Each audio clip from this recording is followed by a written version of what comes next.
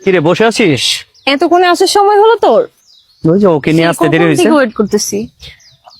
এটা আমার বোন। আমি মহিমা। ঠিক আছে।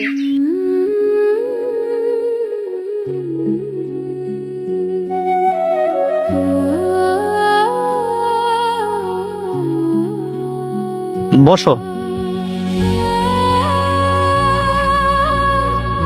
কিরে তুই তো বলছিলি তোর গার্লফ্রেন্ডের সাথে আমাকে পরিচয় করে দিবি।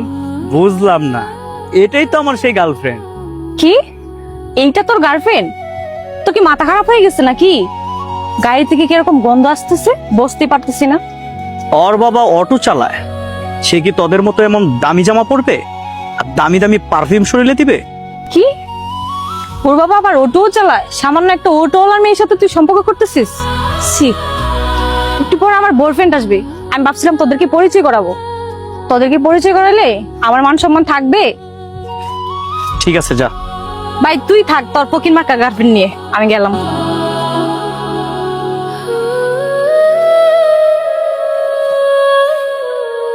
ওর কথায় কষ্ট পেও না। কষ্ট পাওয়ার কি আছে? উনি তো সত্যিই বলছে। আমি গরিব মানুষ, তাছাড়া এক কাপড় বারবার পরি, আমার গায়ে থেকে তো গন্ধ করবেই।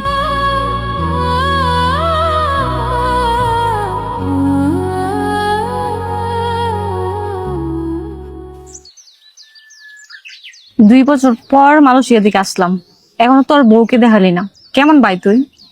আরে বাবা, তোর সাথে ওকে দেখা করানোর জন্য পরিচয় করিয়ে দিব বলে তো এখন আসলাম, তাই না? কোথায় ও? এখন আসছে না। ওই যে টাকা আসতেছে।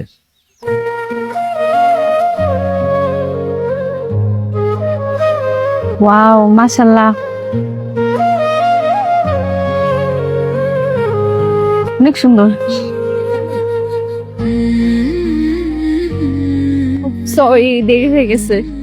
ভালো আছো? বসো। তেমন কিছু হয় নাই, আসলে তুমি যেমন করছিলা তেমন করলাম আর কি। ওকে ঠিক আছে। ওইটাই কিন্তু সে। এই জন্যই তো চেহারাটা পরিচিত পরিচিত লাগতেছে। এত পরিবর্তন কিভাবে? ওই যে আমার বউ, আর আমার বউ সে তেমন পরিবর্তনই হবে, তাই না? একটা কথা মাথায় রাখবি, পোশাক, স্বভাব, চরিত্র, গরিব দিয়ে বড়লোক দিয়ে মানুষের পরিচয় না।